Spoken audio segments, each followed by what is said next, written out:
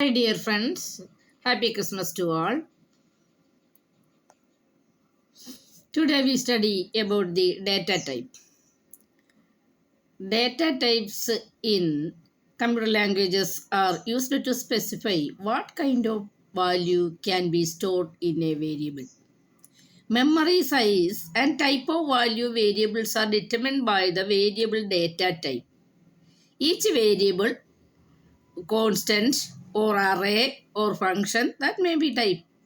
Data type and this data specifies how much memory is to be allocated and what type of value are to be stored in that variables.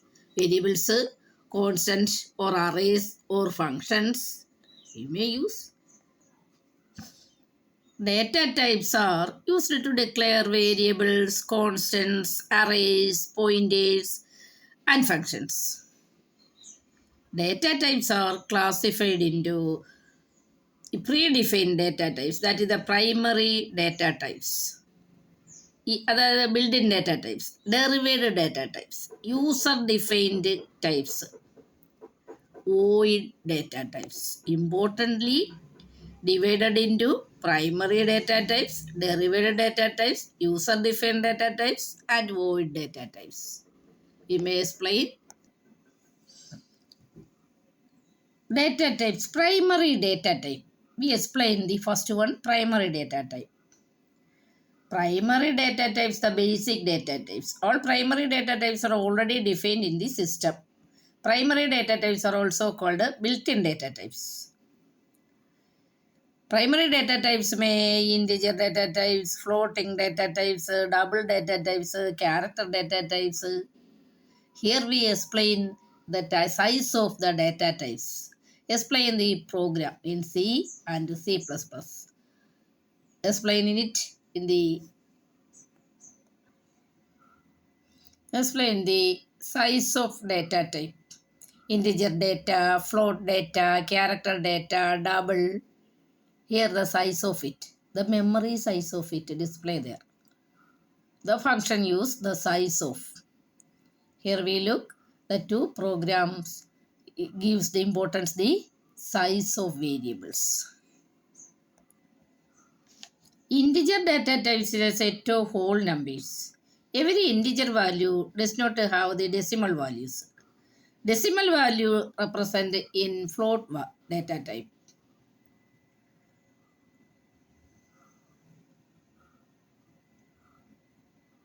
We use the keyword integer to declare the variable and to specify the return type of functions int. Variable keywords int. Float type identify the keywords float. Character type char. Double value, long value input ചെയ്യാൻ double എന്ന keywords നമുക്ക് use ചെയ്യാം. അതിൻ്റെ size of identify ചെയ്യാനാണ് നമ്മൾ size of എന്ന function ഉപയോഗിച്ചിട്ടുണ്ട്.